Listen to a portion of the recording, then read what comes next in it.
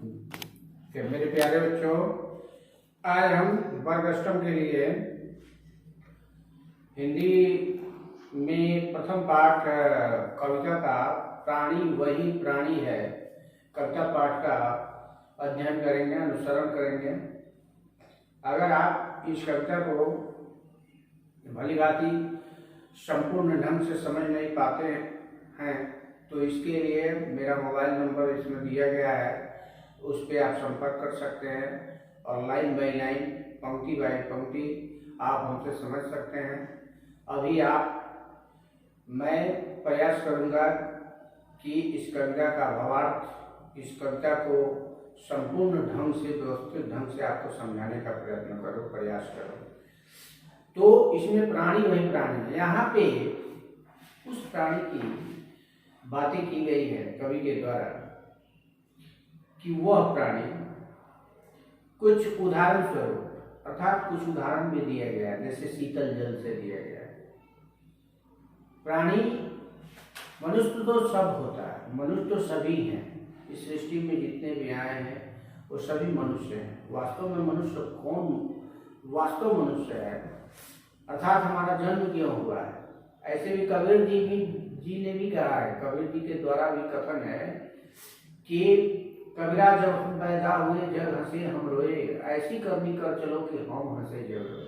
अर्थात हम यहाँ जन्म लेते हैं किस उद्देश्य के लिए, परंतु यहाँ आने के बाद, इस अलौकिक दुनिया में आने के बाद हमें ये भी ज्ञात होना चाहिए कि हमारा मुख्य धर्म क्या है, हमारा लक्ष्य क्या है, हमारी उपयोगिता क्या है, हमें किस पथ पे चलना है, हमें कैसा बनना है,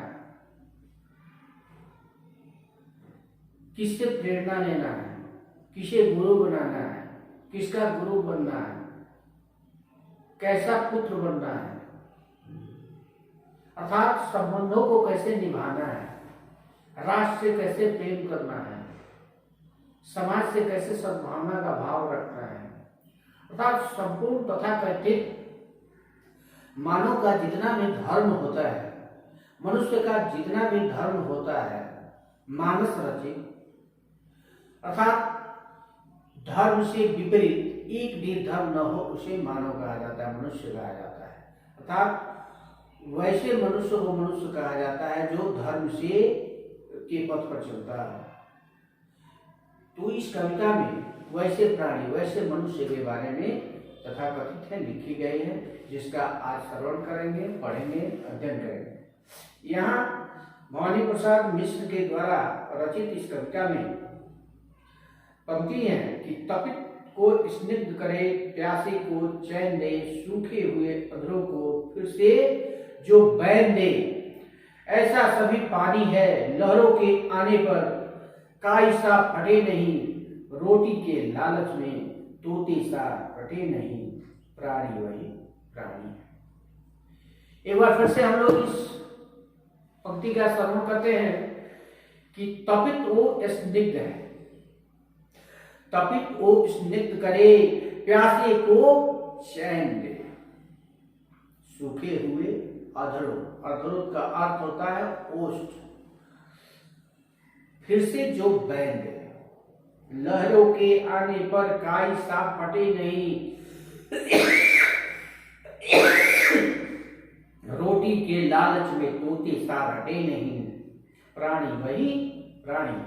अर्थात कहने का अर्थ है, इस पंक्ति का आशय है, इस पंक्ति का भावार्थ है, इस पंक्ति का अर्थ है, कवि कहना चाहता है कि वही पानी सच्चा पानी है जो गर्मी से व्याकुल व्यक्ति के तन को शीतलता प्रदान करे। फिर से समझते हैं कि कवि का मत है, कवि कहना चाहते हैं इस पंक्ति के माध्यम से कि पानी वही पानी सच्चा है जो गर्मी से व्याकुल व्यक्ति के तन को शीतलता प्रदान करे, जो किसी प्यासे की प्यास बुझाकर उसे सुकून दे, जो सूखे हुए ओठों को फिर से नम कर दे। अर्थात वह पानी किसी काम का नहीं जो किसी उपयोग में नहीं आ सके। पानी का काम प्राणियों की प्यास बुझाना और उसे शीतलता प्रदान करना होता है। जो पानी किसी की प्यास बुझा सके, किसी के तन मन को शीतलता दे सके, किसी को चैन सुकून दे सके, वही पानी सच्चा पानी है। तो हम लोग पहले जो यह पंक्ति दिया हुआ है, पहला जो स्टेंजा दिया हुआ है, इसका अर्थ समझे। फिर से मैं बता दूं कि फिर से पूरे भाव को हम प्रकट करेंगे, फिर से हम पढ़ते हैं और फिर से अर्थ बताते हैं कि तपित को स्निग्ध करे, प्यासे को चैन दे, सूखे हुए अधरों को फिर से जो बैल दे, ऐसा सभी पानी है। लहरों के आने पर काई सा फटे नहीं, रोटी के लालच में टूटी सा रटे नहीं प्राणी में प्राणी। अर्थात फिर से बताते हैं कि अर्थात वह पानी किसी काम का नहीं, अर्थात वह मनुष्य किसी काम का नहीं जो दूसरे का मदद न करे। एक मनुष्य की व्यक्तित्व का पहचान क्या है? एक मनुष्य अपना व्यक्तित्व की पहचान बनाता है बेसहारों का सहारा बनकर, एक दूसरे का मदद करके, एक दूसरे के लिए सहयोगी सिद्ध होकर। अगर एक प्राणी दूसरे प्राणी के लिए सहयोगी सिद्ध नहीं होता है, उसका बेसहारों का सहारा नहीं बनता है, तो कवि के दृष्टि से, चाहे मानवता के धर्म की दृष्टि से, वह प्राणी प्राणी नहीं हो, मनुष्य मनुष्य नहीं है। उसी प्रकार यहाँ कहना चाह रहा है कि अर्थात वह पानी जो गर्मी से व्याकुल प्राणी के अधरों यानी कोष्ठ का, उसके प्यास को बुझा न सके, वह पानी पानी नहीं है। उसे शीतलता प्रदान करना है, पानी का नेचर है, प्रकृति है शीतलता प्रदान करना, प्यासों का प्यास बुझाना। तो कवि का भाव यही है कि वह पानी को श्रेष्ठ जल कहा जाएगा, वह पानी श्रेष्ठ है जो गर्मी से व्याकुल किसी भी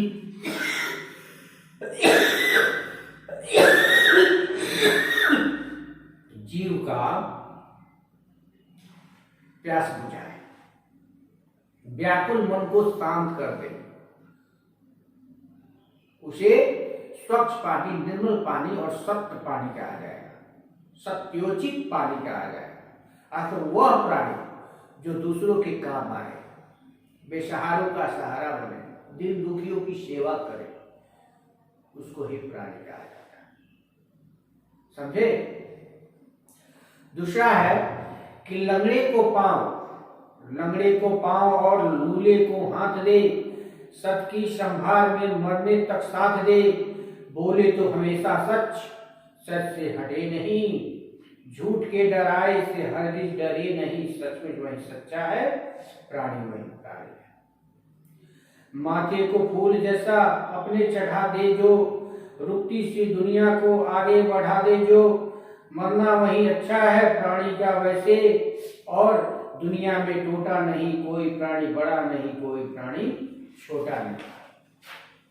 फिर से हम समझते हैं कि लंगड़े को पांव और लूले को हाथ दे, अर्थात कहने का अर्थ है कि आप समझ गए होंगे कि लंगड़े को पांव यानी जो लंगड़ा है उसे पांव तो दिया नहीं जा सकता, लेकिन सहारा बनाया जा सकता है। लूले को हाथ दे, अर्थात लूला जो है उसका हाथ तो नहीं बना जा सकता है, परंतु अपने हाथों से उसके सारे कार्यों का संपादन किया जा सकता है, अर्थात सहारा बनाया जा सकता है। तो कवि का भाव है कि वैसे व्यक्ति जो लंगड़े हैं, लूले हैं, यानी बेसहारे हैं, वैसे बेसहारों का सहारा बनना मनुष्य का प्रथम कर्तव्य है। सत्य की संभार में, अर्थात जब भी बोले तो सत्य बोले, जब भी चले तो सत्य पथ पर चले, मरने तक साथ दे। अगर किसी का साथ देना है यानी किसी की सहारा बनना है तो जीवन भर सहारा दे, वही प्राणी है। बोले तो हमेशा सच, जब भी बोले तो सच बोले, सत्य का मार्ग चुने, सत्य पथ पर चले, कर्तव्य निष्ठ रहे, अपने सत्यता को खोने न दे। कवि के नजर में वही प्राणी है। सच से हटे नहीं, कभी भी सत्य मार्ग से हटे नहीं, चाहे उसमें लाख कंटक क्यों ना आ जाए। झूठ के डराए से हरगिज डरे नहीं, सचमुच वही सच्चा है। तो कवि की दृष्टि में वही सच्चा व्यक्ति है जो किसी भी परिस्थिति में, विषम परिस्थिति में, अगर उसे सत्य का मार्ग छोड़ना हो तो वो छोड़े नहीं, चाहे उसे अपने प्राणों की आहुति देनी पड़े, वह किसी से डरे नहीं, क्योंकि वह सच्चा व्यक्ति वही होता है जो सत्य मार्ग पर चलता है। जो सत्य मार्ग पर चलता है, चाहे उसके जीवन में लाख बाधाएं हो, लाख कंटक हो, परंतु विजय उसी की होती है। जीतता वही है, लक्ष्य भेदित वही करता है जो सत्य पथ पर चलता है, कर्तव्य परायण होता है, कर्तव्यनिष्ठ होता है,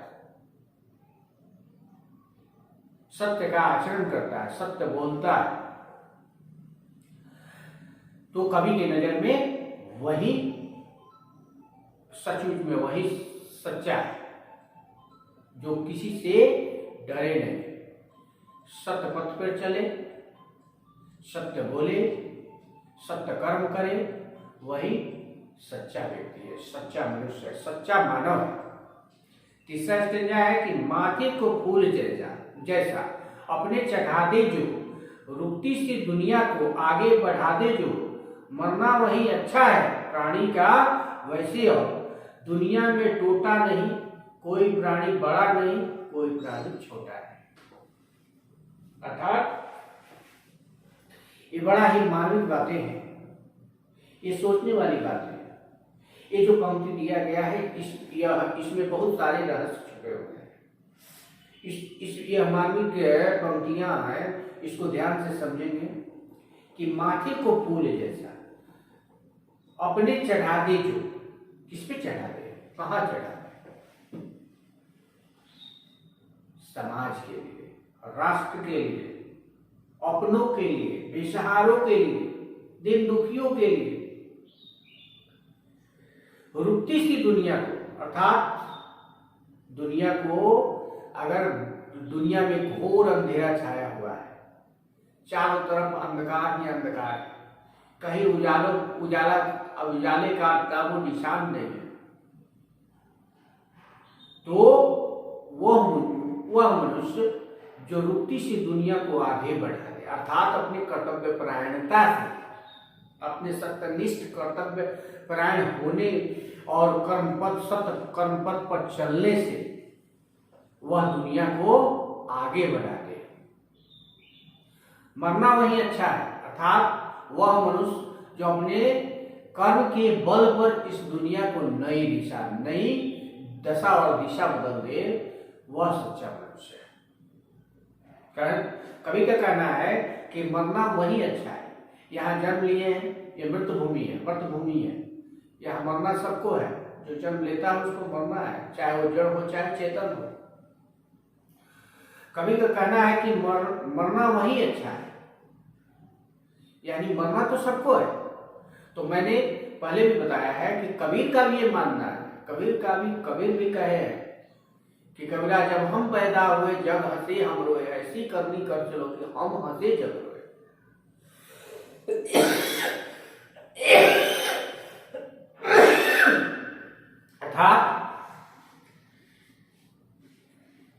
अर्थात जब हम जन्म लेते हैं तो रोते हुए जन्म लेते हैं, परंतु अपने कर्म से ऐसा कर्म करते हैं, अपने कर्म के बल पर जब हम इस मर्त भूमि को छोड़कर जाते हैं तो हमारी कृतियां, हमारे द्वारा किया गया कार्य, हमारे द्वारा किया गया एक एक प्रयास लोगों को रुलाने पर विवश कर देता है और नाम अमर हो जाता है। उसी को कवि सच्चा मनुष्य कहते हैं। मरना वही अच्छा है प्राणी का वैसे, और दुनिया में टोटा नहीं, कोई प्राणी बड़ा नहीं, कोई प्राणी छोटा नहीं। कोई भी प्राणी ऊंच नीच यानी बड़ा छोटा नहीं होता है। जो सच्चा मनुष्य होता है वह छोटा बड़ा का, बड़ों का भेदभाव नहीं रखता, ऊंच नीच का भेदभाव नहीं रखता, उसके नज़र में समदृष्टि है, सम्यक दृष्टि है, और सभी प्राणियों को सम्यक दृष्टि से देखता है, समान दृष्टि से देखता है। तो जो सभी मनुष्यों को समान दृष्टि से देखता है वही सच्चा मनुष्य है। तो कवि भवानी प्रसाद मिश्र फिर से समझाएं,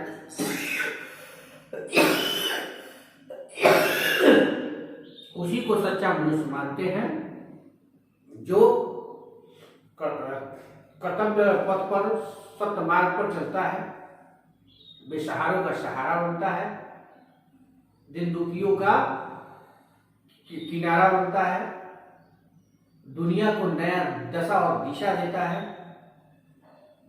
अपना विकास करता है और समाज का, राष्ट्र का विकास करता है। इस दुनिया में आया है, मनुष्य का मूल क्या धर्म है, कर्तव्य है, उसको निभाता है और उसको फलीभूत करता है, उसको ही कवि सच्चा मनुष्य मानते हैं, सच्चा प्राणी मानते हैं।